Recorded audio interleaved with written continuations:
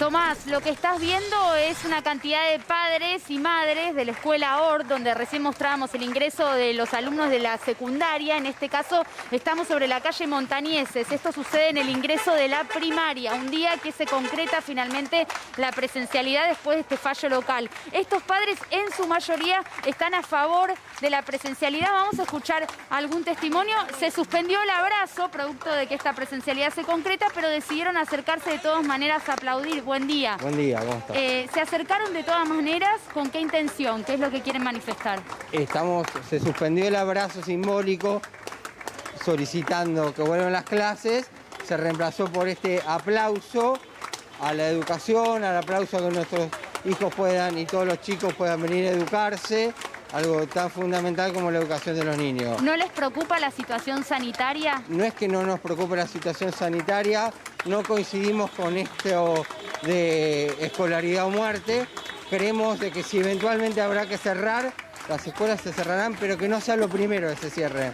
Te hago una pregunta. En este transcurso que tuvieron presencialidad, ¿tuvieron suspensión de burbujas, aislamiento? Hubo situación de burbujas, hubo alumnos, hubo maestros, como en toda la sociedad, como hay de todos los ámbitos, gente que se ha contagiado de COVID, y a su vez está demostrado que las escuelas, dicho por mismos funcionarios del gobierno, transmiten carga de virus. Y la cuestión de la movilidad en esta escuela en particular, en su mayoría vienen en vehículo particular. Mira, eso también es una falta antinomia presentada, porque hacen quedar como que la escuela pública viene con la privada, viene con auto, y también está demostrado que en todas las escuelas, inclusive las públicas, uno se matricula donde le toca el barrio. Así que aún los chicos de las escuelas públicas o privadas siempre van a la escuela cerca de su casa, 6, 7, 8 cuadras. Entonces vos, en general, en líneas generales, sí, la si gran consiguen mayoría. Vacante. Entonces, cuando tienen vacante. Exactamente. Entonces, hoy el transporte público no se usa tanto como se dice.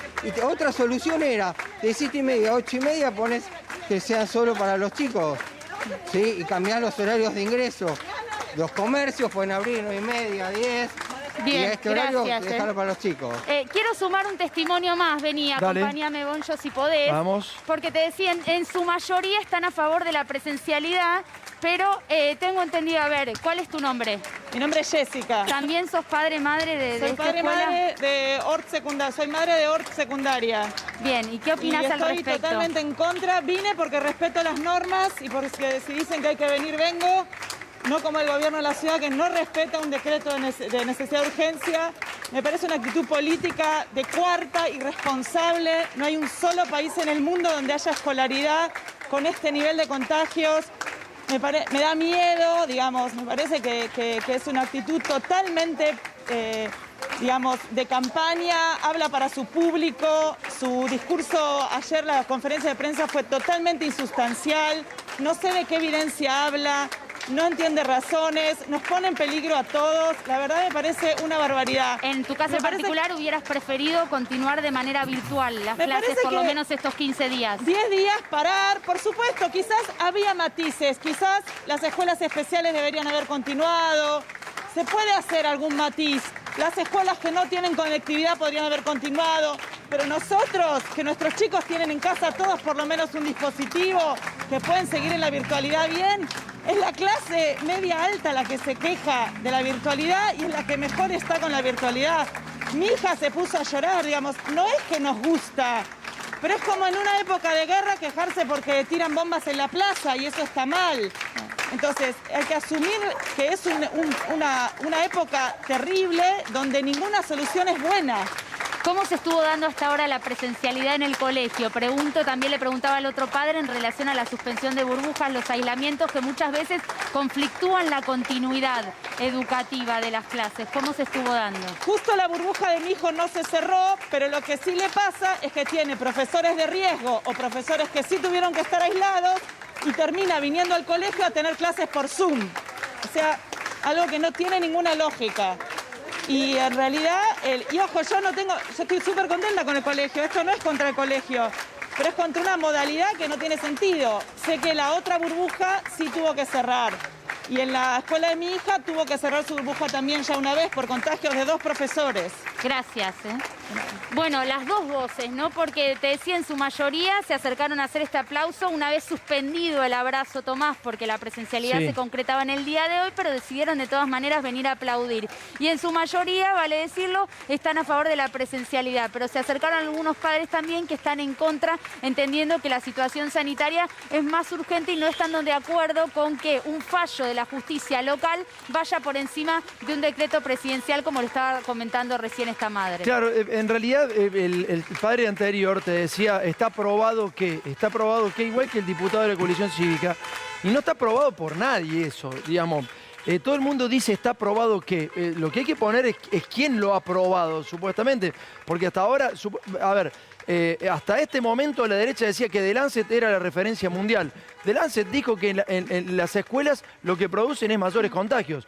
Digo, ahora ya no es más The Lancet la referencia. ¿Cuál sería la referencia? Estaría bueno que lo digas, porque, digamos, no está aprobado por nadie, no hay nadie que haya aprobado esto.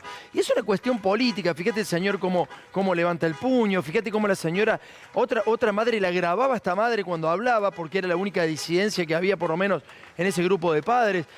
Te das cuenta que es una cuestión de política, claramente, y hay mucha bronca, evidentemente también hay mucha bronca, ¿no? Absolutamente está atravesado por la política y atravesado por la ideología, lamentablemente, porque en realidad estamos hablando de un contexto sanitario que nos tendría que preocupar a todos y a todas, más allá de la política y de la ideología, pero sí está atravesado por estas cuestiones. Fíjate que algunos vehículos pasan y levantan la bandera de Argentina. Una imagen similar a la que se da en muchas marchas que se hicieron, de hecho, al comienzo de la cuarentena, cuando estaban en contra de esas medidas restrictivas. Aquí nadie está en contra de la calidad educativa de la educación, sino que en principio el decreto presidencial lo que intentaba era priorizar la salud, entendiendo justamente que es un foco de contagio, no la escuela misma como la escuela en sí, sino todo lo que hay alrededor. Y yo le preguntaba por el transporte, porque es importante hacer esa diferencia, ¿no? Venir en vehículo particular, que en algunas escuelas privadas eso sucede en su mayoría, no es lo mismo que venir en transporte público, lo que significaría un riesgo mayor en algún momento, porque más allá de que desde el gobierno de la ciudad no reconozcan que haya un aumento del transporte, el Transporte Nación lo que dice es que aumentó en un 25% el transporte una vez que comenzó la presencialidad. Sí, hablamos recién con el subsecretario de Transporte de provincia y dijo exactamente eso, Lu.